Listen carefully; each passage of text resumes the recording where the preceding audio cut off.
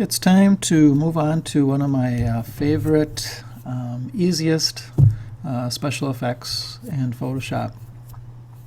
It's an effect that I see everywhere, magazines, even on TV ads, where you take an image and you make it black and white, and then you bring back the color and just part of it. And so we're going to do what's called an adjustment layer today. This is where the real masking comes in.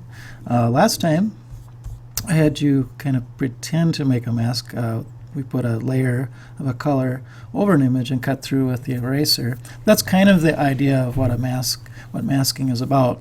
But that's not what real masking is in Photoshop. So let's get to that next.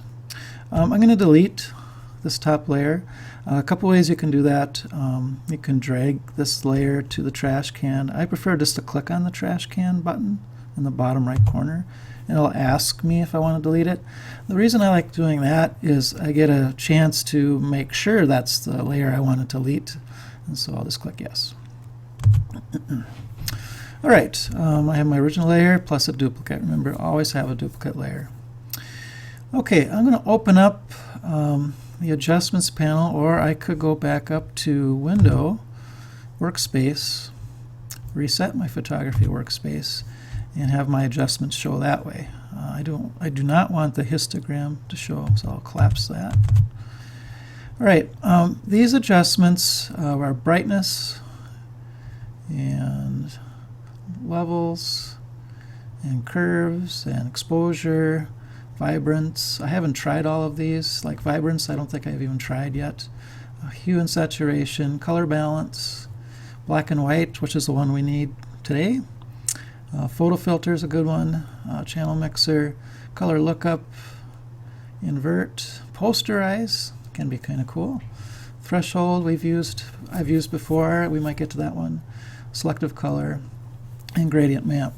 Some of these are more advanced and some are very easy. And you have the freedom to explore some of these other ones, but I'd like you to start with a black and white adjustment layer. And so I'm going to click on the one that says black and white. Right.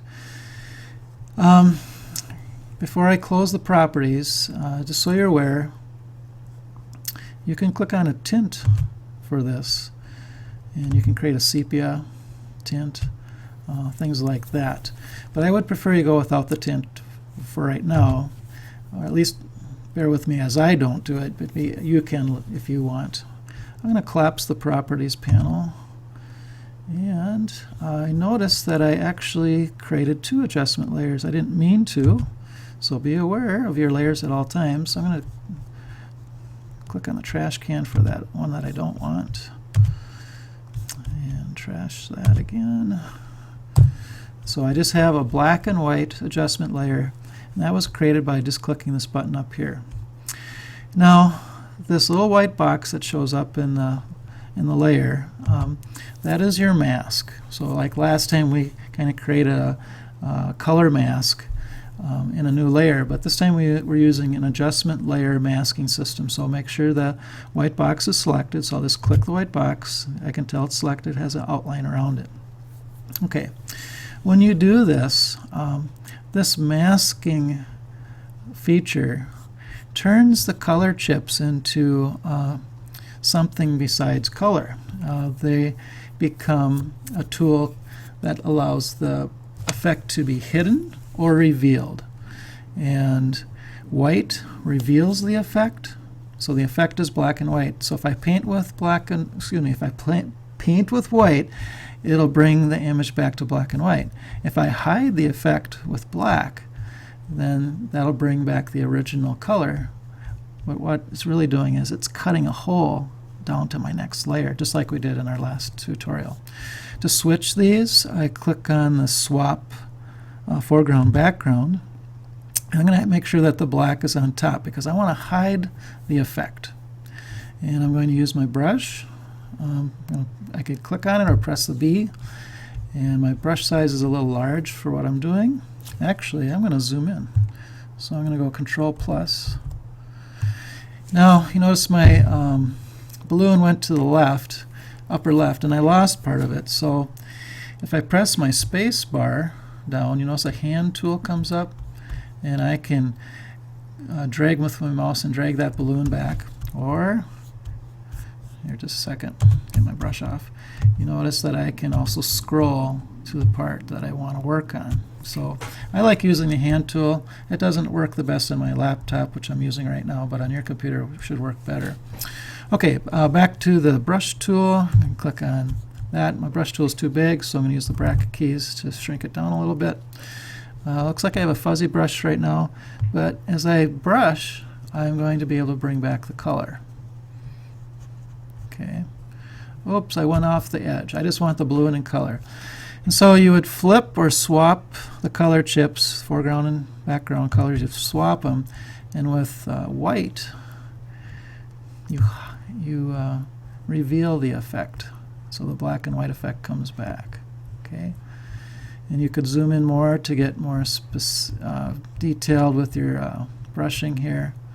It does take a little bit of work, and you have to zoom in and zoom out sometimes to get it to be good. So I'm going to zoom in a little bit more and get a little more precise with my brush.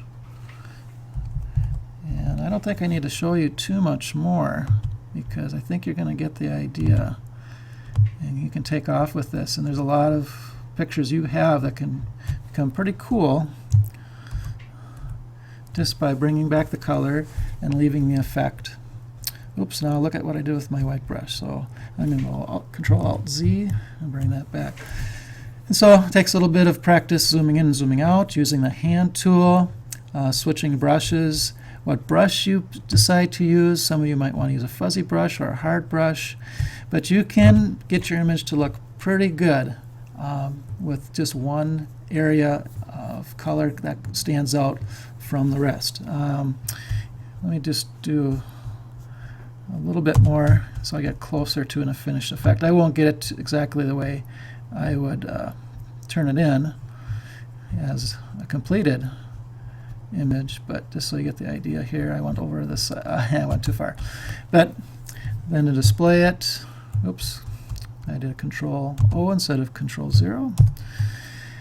And I could also tab just to take a look at it. So I'd like you to try using an adjustment layer mask. Do a better job than I did. It would take me a few more minutes to clean that up using my brush tool and using what's called an adjustment layer mask. And notice in the layer mask, that black area means I've cut through into the next layer down. So very similar to what we did last time, but this is called an adjustment layer method. All right, good luck. Give it a try.